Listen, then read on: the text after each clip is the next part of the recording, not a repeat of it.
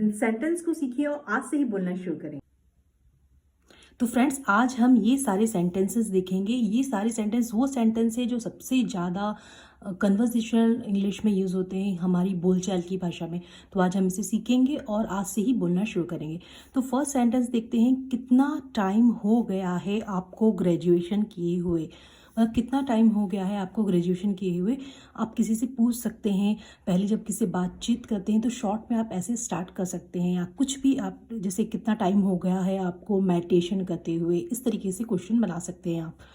तो कितना टाइम हो गया है फ्रेंड्स, इसके लिए हम हाउ लॉन्ग यूज़ करते हैं।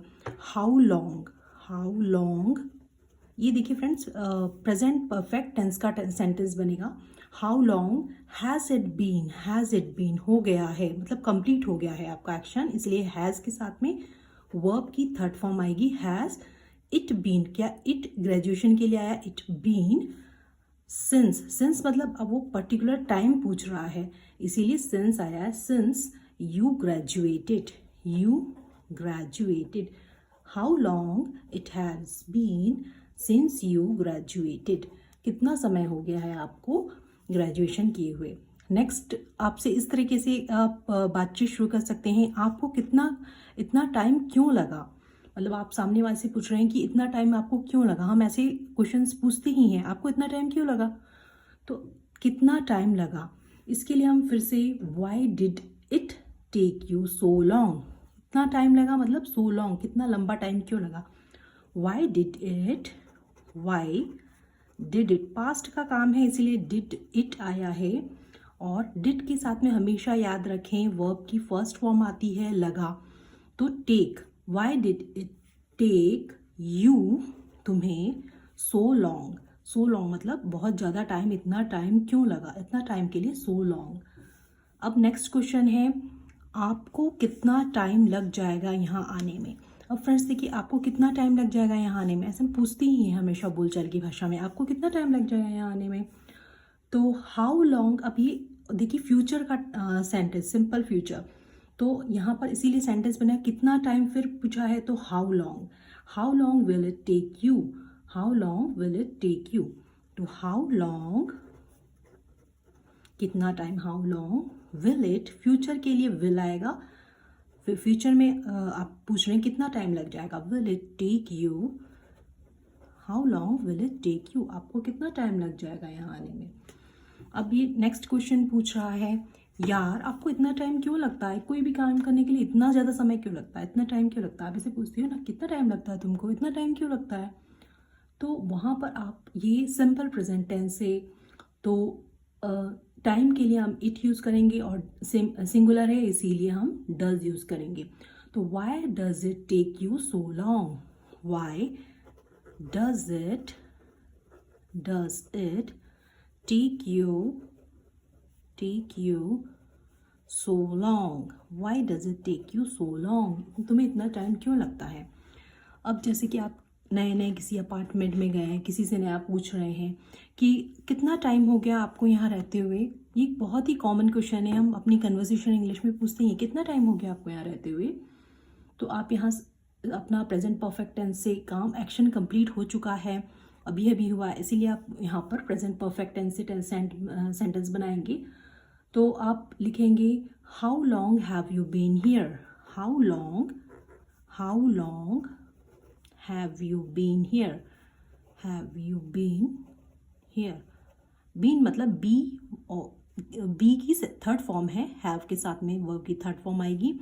How long have you been here, यहाँ पर आपको रहते हुए कितना टाइम हो गया है। अब जैसे कोई हमें नया व्यक्ति बहुत दिन से हमारा कोई पुराना फ्रेंड है, बहुत दिन से आपको मिला नहीं, एकदम आपको अचानक से दिख गया, अचानक से, तो आपसे पूछते हैं, अरे बहुत दिन हो गए मिले नहीं, कहाँ थे आप। हम पूछते हैं, ये कॉमन क्वेश्चन है। तो यहाँ पर बहुत ही सुंदर एक्सप्रेशन है ये इंग्लिश का, long time no see, where were you are, मतलब तुम कहाँ थे, where were you are, past है इसीलिए वर के यू के साथ में वर आया, where were you, long time no see, where were you. अब देखिए ये एक सेंटेंस है, वो बता रहा था कि उसने कैसे अपने दोस्तों को धोखा दिया और पकड़ा नहीं गया। अब कोई की बात कर रहा है किसी व्यक्ति की कि टॉम बता रहा था कि वो किस तरीके से उसने फ्रेंड्स को धोखा दिया। धोखा देने को हम कहते हैं ट्रिक्ड करना किसी के साथ में। तो यह वो बता रहा था। अब देखिए पास्ट में कोई काम कंटिन्यूस में चल रहा है, तो यहाँ पर पास्ट कंटिन्यूस टेंस सेंटेंस बनेगा वॉज के साथ में, वर्ब के साथ में आईएनजी आएगा। तो टॉम वॉज टेलिंग, कोई भी नाम लिख सकते हैं, Tom was telling about how he tricked his friends. अब देखिए हाउ ही, कैसे उसने अपने दोस्त को धोखा दिया। How he tricked, TRICKED, tricked यानी होता है धोखा दिया। How he tricked his friends, FRIENDS, how he tricked his friend and पकड़ा नहीं गया, मतलब डिडंट गेट कॉट। अब देखिए डिड के साथ में फिर से आएगी वर्ब की first form, didn't get caught, CAUGST, didn't get caught, कैसे वो पकड़ा नहीं गया। अब देखिए ये ठीक नहीं है। अब उसके आप अपने फ्रेंड से कह सकते हैं कि ठीक नहीं किया तुमने, ठीक नहीं है। क्या होगा यदि उनको पता चल जाएगा और वो पता लगा लेंगे, फिर तुमसे बात करना बंद कर देंगे। बोलो क्या वो ऐसा नहीं करेंगे? हम ऐसा पूछते ही हैं कि ठीक नहीं किया तुमने, इट्स नॉट नाइस राज, या इट नॉट नाइस टॉम। तो आप इस तरीके से लिख सकते हैं, इट्स नॉट नाइस टॉम, ये तुमने ठीक नहीं किया Tom, it's not nice Tom. क्या होगा यदि वे पता लगा लेंगे? क्या होगा यदि वे पता लेंगे? तो उसके लिए क्या होगा के लिए what if your friends find out, your friends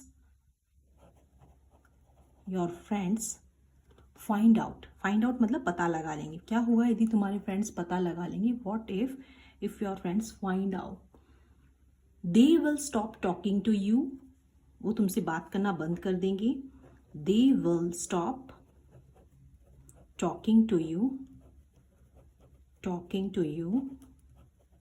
वो तुमसे बात करना बंद कर देंगे। They will stop talking to you.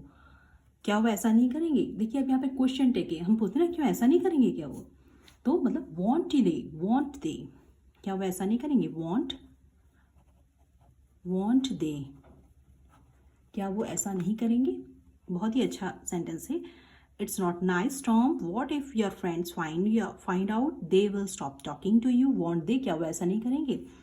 अब टॉम कह रहा है मैं बहुत ही चालाक हूँ, उन्हें कभी पता नहीं चलेगा। जैसे हम कहते हैं ना, कह रहे हैं उन्हें कभी पता ही नहीं चलेगा। तो यहाँ पे आप इस तरीके से सेंटेंस में, they want find out ever, I am very clever, they want find out ever, I am very clever मैं बहुत चालाक हूँ, I am very clever, they want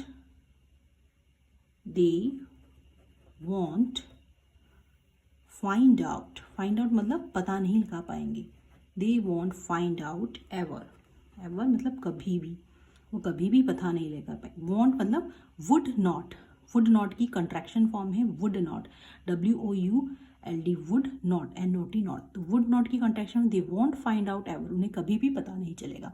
तो फ्रेंड्स इन सेंटेंसेस के साथ में आप स्पीकिंग शुरू कर सकते हैं, क्योंकि वो कॉमन सेंटेंसेस है जिसे कि हम अपनी डे टू डे लाइफ में यूज़ करते हैं। तो फ्रेंड्स अब नेक्स्ट वीडियो में हम कुछ और नए सेंटेंसेस के साथ में प्रैक्टिस करेंगे। टिल देन फ्रेंड्स इन सारे सेंटेंसेस को नोट कीजिए और अपनी एक नोटबुक में से नोट करके आप बार बार बोलने की प्रैक्टिस करें, बिल्कुल कॉन्फिडेंटली। और इसको बिल्कुल आपके माइंड में, जब भी आप कहीं जाते हैं, आपको इस तरीके के क्वेश्चंस फेस करने होते हैं, तब आपने बोलना स्टार्ट करें। Like, share and subscribe for more videos.